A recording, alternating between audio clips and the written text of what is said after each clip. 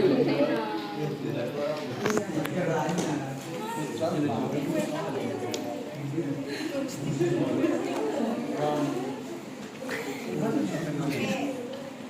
yang pertama adalah posisi supinasi. Ya, posisi supinasi ini adalah posisi terlentang. Posisi terlentang biasanya dilakukan kepada pasien untuk membantu pasien yang nyaman, ya. Atau misalnya pasien-pasien yang habis operasi.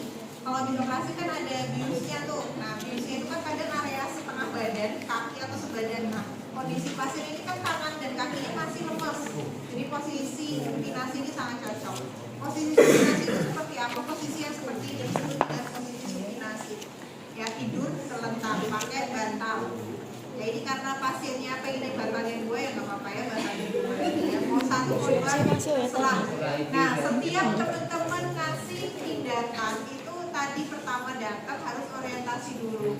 Perkenalkan nama kalian siapa. Habis itu pastiin pasiennya bener nggak, takutnya mau kalian kasih posisi persalinan ternyata pas datang ke pasien pasiennya cowok kan nggak cocok ya. Gitu. Jadi harus dipastiin bener nggak nama pasiennya, alamatnya, lihat gelang pasiennya.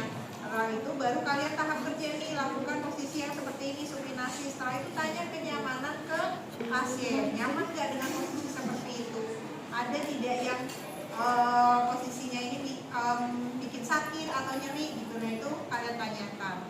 Posisi supinasi secara sederhana itu seperti ini, tapi kalau misalnya di rumah sakit ini kan bayangannya bed ya, bed kan ada bagian atas sama bawahnya ya. Nah, kalau pasiennya kakinya misalnya panjang, ya pasien yang tinggi, itu takutnya kaki yang ini nyentuh ke bednya, kita bisa ganjel pakai bantal di sini. Paham ya? Biar apa? Biar nggak langsung nyentuh ke besi yang ada di bednya, kan sakit ya, kasihan. Jadi kita ganjel pakai bantal. Kemudian di sela-selanya ini, kalau kalian tidur di kasur rumah sakit atau kasur yang keras, itu kan sela-selanya pasti masih ada bolong nih di bawah lutut. Ya, dia nggak nempel di kasur. Nah, itu kita kasih misalnya gulungan selimut atau gulungan handuk. Ya, untuk apa? Biar pasiennya lebih nyaman. Misalnya saya oke, gitu. Ini akan pasien akan lebih nyaman. Terus di mana lagi? Misalnya di belakang perut atau punggung, pinggang ya, di sini di pinggang. Ini kan juga ada sela-selanya nih. Nah, biar pasien nyaman juga kita bisa kasih ganjelan seperti ini. Gitu ya. Cuman kalau secara sederhananya ya posisinya hanya seperti ini saja. Ini untuk supinasi. Kemudian kalau misalnya bednya yang sudah bagus, itu ada bed yang putarannya ada dua nih. Yang satu muter buat kepalanya naik, yang satu muter buat area kakinya atau dekat lututnya naik. Nah, itu bisa kalian sesuaikan sesuai dengan kenyamanan pasien. Gitu. Oke, ini disebut dengan posisi supinasi. Nah, selanjutnya saya mau melakukan posisi pronasi. Ya, pronasi itu posisinya tengkurap. Gitu ya, silakan. Boleh Mas siapa namanya? Siapa? Sahrul. Ya, Mas Sahrul tengkurapnya ini pasiennya mandiri ya. Oke, tengkurapnya tangannya kayak gini, sorry. Nah, kepalanya boleh ke kanan atau ke kiri.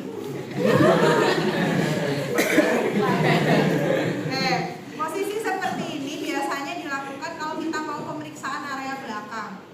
Ya, misalnya mau meriksa area rektum nih atau anusnya gitu, kita bisa posisikan seperti ini. Atau kita mau masukin obat lewat anus, itu juga bisa posisi seperti ini. Nah, posisi ini juga enaknya diganjel. Ya, contohnya sebelah sini. Ini kan masih ada selangnya nih biasanya. Nah, itu kita ganjel kasih pakai bantal misalnya. Nah, oke. Kemudian sebelah mana lagi? Sebelah perut.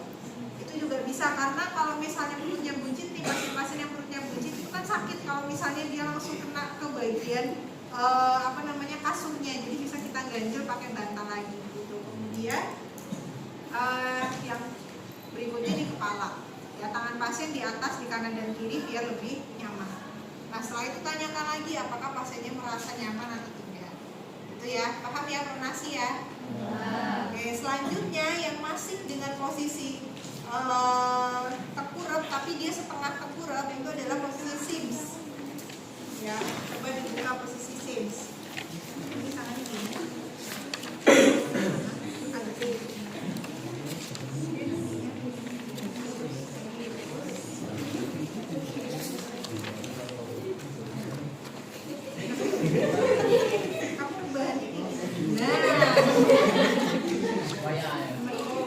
Bantal satu lagi mana? Oh dipakai ya.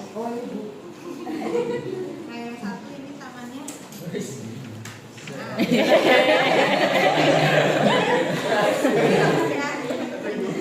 Oke. Ini posisi Sims.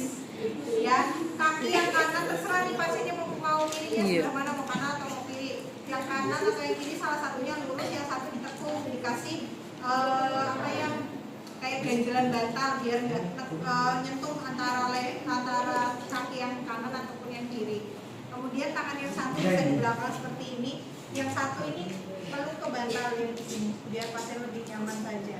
Ya, selain itu di sininya, bagian sininya bantal kan juga bisa buat nahan badan yang nempel ke kasur.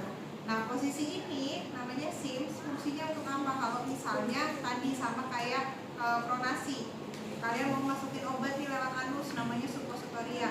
Itu posisi ini lebih enak, ya. Jadi tinggal dibuka anusnya terus dimasukkan. Ya, atau mau tindakan bukna atau enema, nanti ada di perawatan dewasa.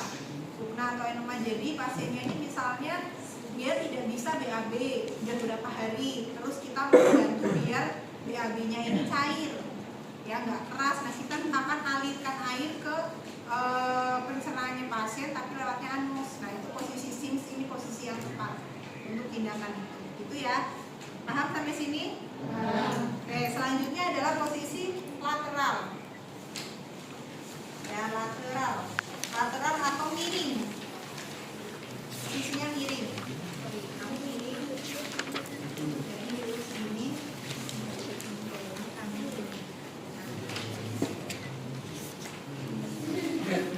Ya, ini posisi lateral. Nah.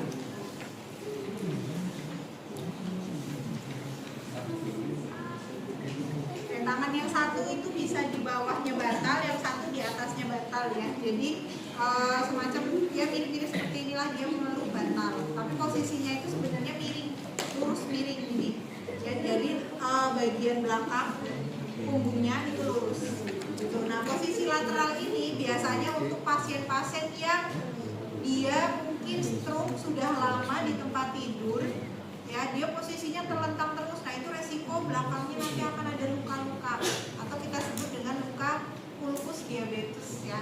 Jadi ada luka tekan, warnanya udah misalnya kulitnya itu udah merah-merah nih bagian belakang. Perawat harus mulai kritis. Nah ini harus diapain nih?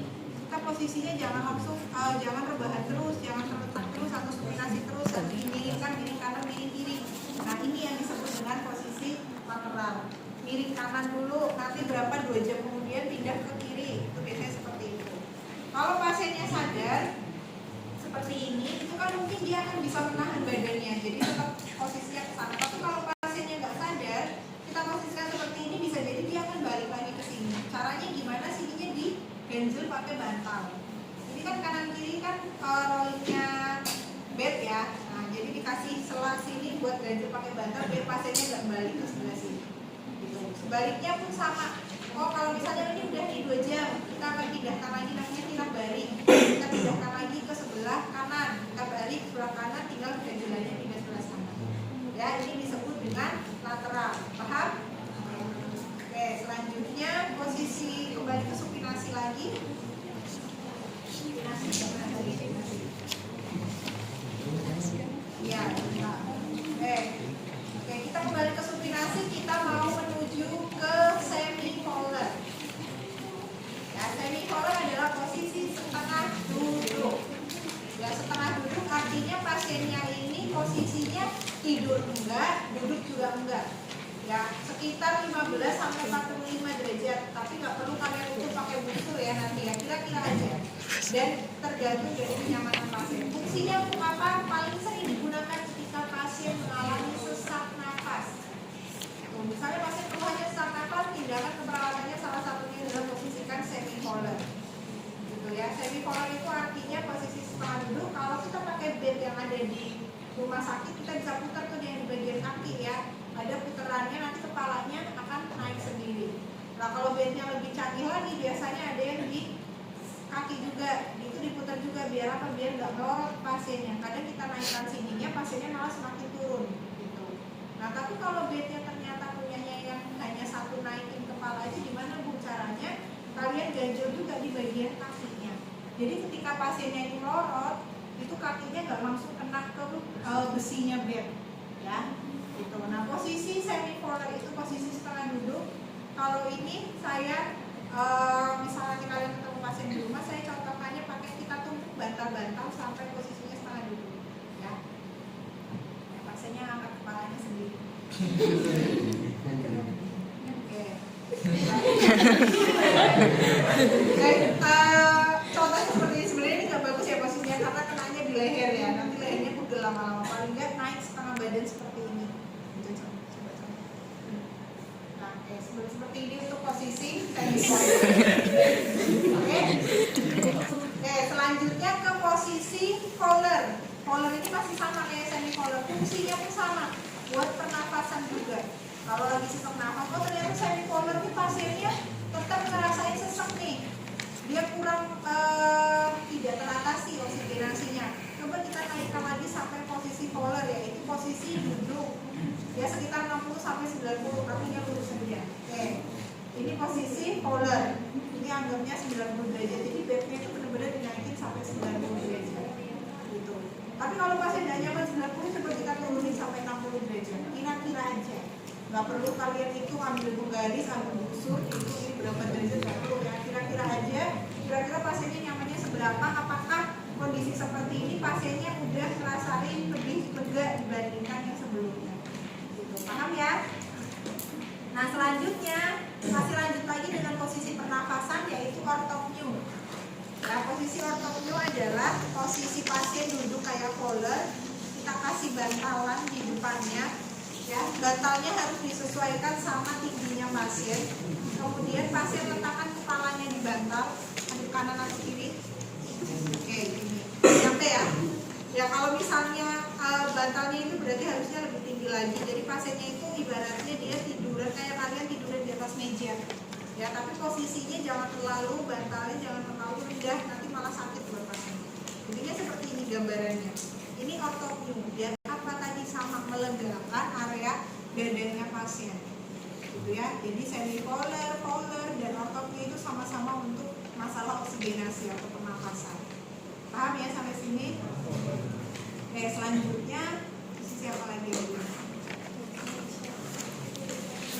Yang belum apa lagi? Chest. Oh ini renderan dulu ya. Renderan itu posisinya tiduran pakai bantal. Oke, renderan ini posisi kita kebalikannya sama semipolar. Ya, kalau semipolar, polar, orthopneu ditinggiin kepala. Kalau ini yang ditinggiin kakinya, ya.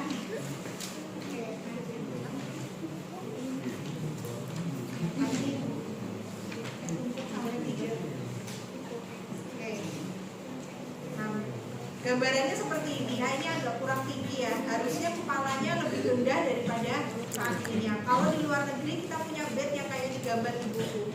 Itu ada di luar negeri yang benar-benar kepalanya itu sampai ke bawah jadi miring seperti ini. Tapi kalau di Indonesia itu masih jarang. Jadi caranya ya ini dengan cara kita menumpuk atau tadi pakai bed yang di rumah sakit tapi yang ditinggiin kakinya aja. Kepalanya jangan ditinggiin, dia tetap posisi datar.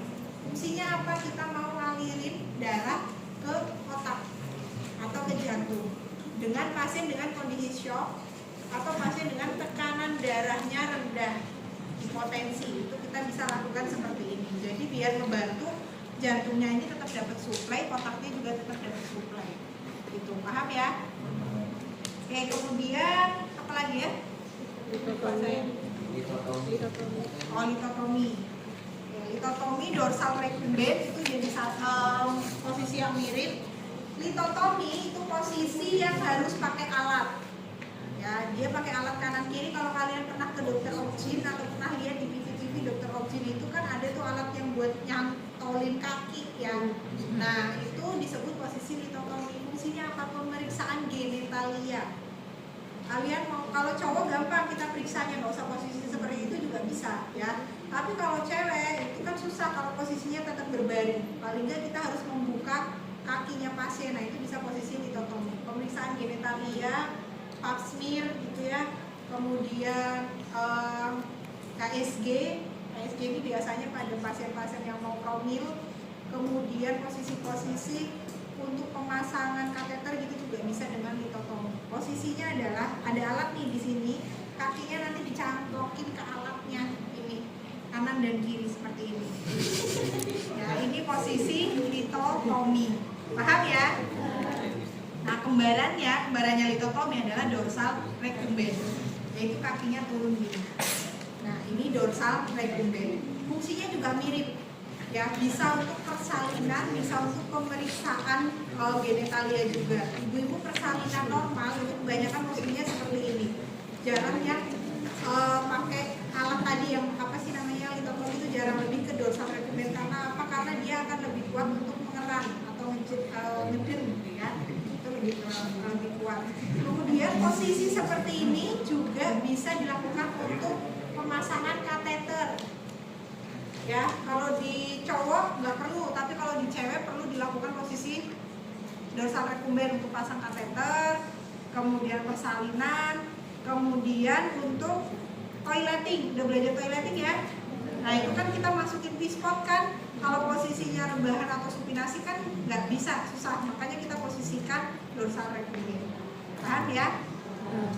Oke, ini lagi. Selanjutnya apa? Terakhir ini. Ricis ya. Ini posisi kaki itu lutut didekatkan sama dada. Posisinya nungging. Ya, kita di bantal. Kamu nungging, kepalanya nempel di bantal. Saya kasih contoh gambarnya.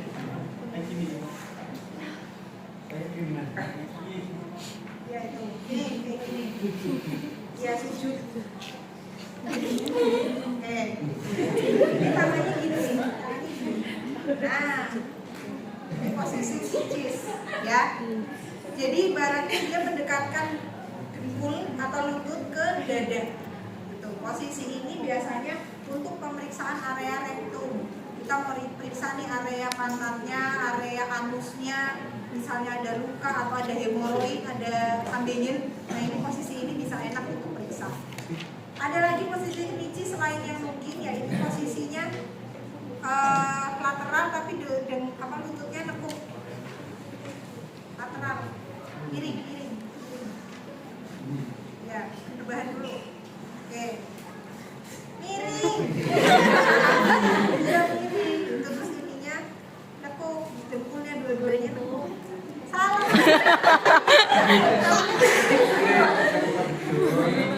Miring, coba miring.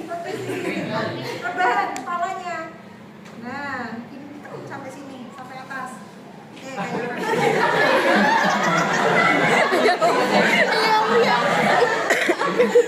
ini juga disebut dengan ricis ya. Jadi dengkul dekat sama dada.